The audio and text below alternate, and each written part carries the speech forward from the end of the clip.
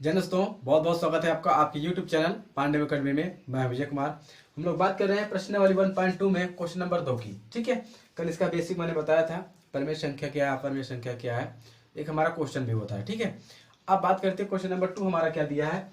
बड़े ध्यान से देखना, सिद्ध कीजिए कि 3+2 अंडर रूट में 5 एक अपरिमेय संख्या है। हमें बताना क्या है, क्या ये हमारा जो है ये अपरिमेय है या परिमेय संख्या है। ठीक है, पर क्वेश्चन में क्या कह रहा है कि एक अपरिमेय संख्या है, ये जो हमारा है 3+2 अंडर रूट 5। ठीक है, ये हमें बताना है। चलो एकदम मैं बेसिक से बताऊंगा। दिया है आपका प्रश्न 3+2√5। ठीक है, देखिए जब हम लोग अपरिमेय संख्या मानते हैं, परिमेय संख्या मानते हैं, वो क्या होता है हमारा p/q के रूप में होता है। ठीक है, p/q के रूप में होता है।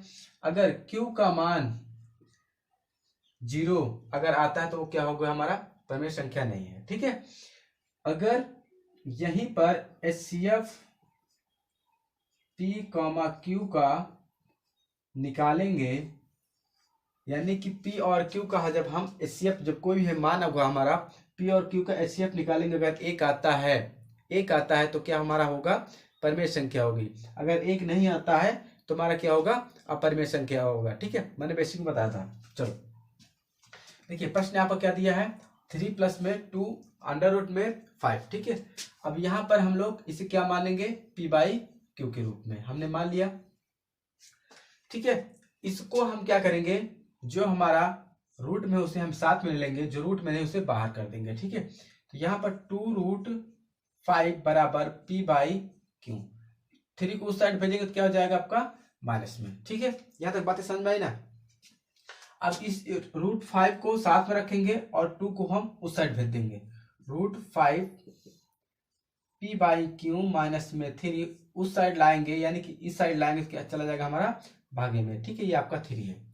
अब देखिए p/q के रूप में क्या होता है, जो कोई भी हमारा मान दिया होता है वो p/q के रूप में होता है, तो हमारा क्या होता है, परिमेय संख्या होता है। ठीक है, ऊपर देखिए 3 भी दिया है, 3 का मतलब आपका पूर्णांक संख्या में आता है, ये भी परिमेय संख्या। 2 भी आपका परिमेय संख्या में आता है। ठीक है, अब बचा हमारे पास 5 जो हमारा है, ये देखिए 5 अगर विषम संख्या आप जानते ही हैं, विषम संख्या मैंने बताया था 1, 3, 5, 7 डॉट डॉट। ठीक है, अगर ये विषम संख्या है, अगर कहीं भी विषम संख्या है और उसके ऊपर क्या लगा है, रूट लगा है, तो वो आपका हमेशा क्या माना जाएगा, अपरिमेय संख्या मानी जाएगी।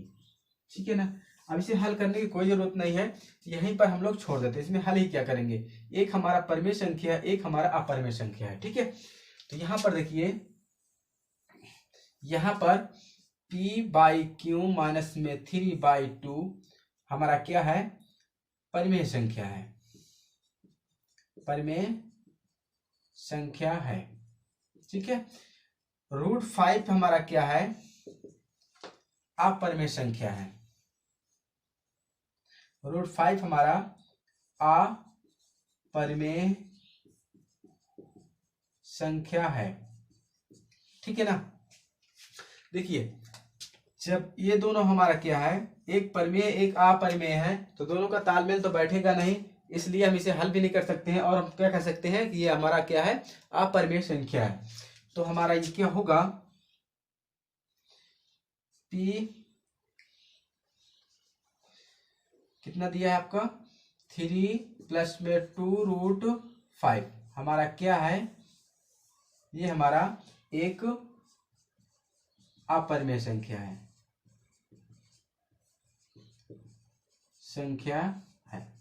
ठीक है, ये आपका आंसर होगा। आते नेक्स्ट पर। नेक्स्ट हमारा दिया है तीसरे का पहला। ठीक है, उसमें हमारा कई क्वेश्चन है, उस पर देखते हैं हम लोग। इतना नोट करिए, आगे चलते हैं हम लोग।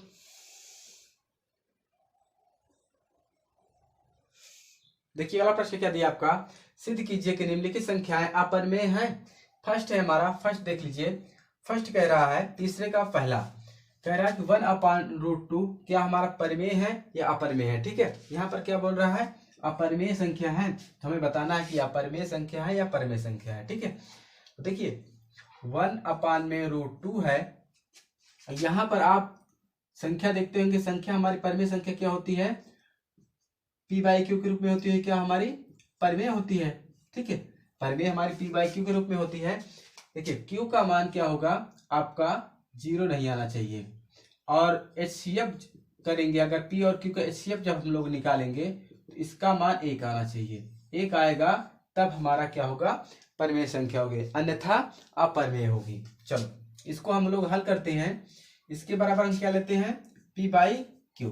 ठीक है ना, ये आपका अलग है, तो p/q होना चाहिए। ये आपका नियम है कि आप थोड़ा याद कर लो कि अगर HCF अगर हम निकालेंगे तो p/q का तो हमारा 1 आना चाहिए, यानी कि जो इसका आंसर आएगा उसका HCF निकालेंगे तो 1 आना चाहिए, और q का मान 0 नहीं आना चाहिए। ठीक है, चलो इसको हम देखिए 1/√2 बराबर में p/q दिया है। इसको अगर हम उल्टा कर दें, यानी कि व्युत्क्रम करने पर उल्टा कर देते शायद कुछ निकल आता है। ठीक है, तो इसको उल्टा करेंगे तो क्या हो जाएगा, √2 हो जाएगा। इस साइड क्या हो जाएगा हमारा, यहां पर आपका q ऊपर चला जाएगा, p आपका नीचे आ जाएगा, q और यहाँ पर p। 1 यहाँ पर करेंगे तो 1 कोई महत्व ही नहीं है। ठीक है ना, 1/√2 हो सकता है परंतु आपका 1 नीचे नहीं आना चाहिए हर में। ठीक है, चलो आगे हम लोग हल करेंगे। देखिए ये हमारा क्या है, p/q के रूप में है, ये हमारा p/q है। ठीक है, ये ध्यान से देखना, p/q हमारी क्या है, परिमेय संख्या है, परिमेय संख्या है। यहां पर देखेंगे √2 हमारा क्या है, अपरिमेय संख्या है, परिमेय संख्या है। ठीक है ना, √2 हमारा क्या है, रूट कभी भी कहीं भी आता है तो आपका क्या होता है, अपरिमेय होता है। हम कह सकते हैं क्योंकि 1/√2 हमारा एक अपरिमेय संख्या है। ठीक है, यही आपका आंसर होगा। आते हैं नेक्स्ट प्रश्न पर। इसमें कुछ नहीं करना है, हमें देखना होता है कि परिमेय संख्या है या अपरिमेय संख्या है, सिर्फ यही चीज बताना होता है। इसमें कुछ ज्यादा कुछ हल करने का इसमें कोई है ही नहीं। ठीक है ना, चलो इतना अगर एग्जाम में भी आ जाता है, सिर्फ आपको इतना ही करना है। ठीक है ना, चलो आते हैं अगले प्रश्न पर, इतना नोट करिए।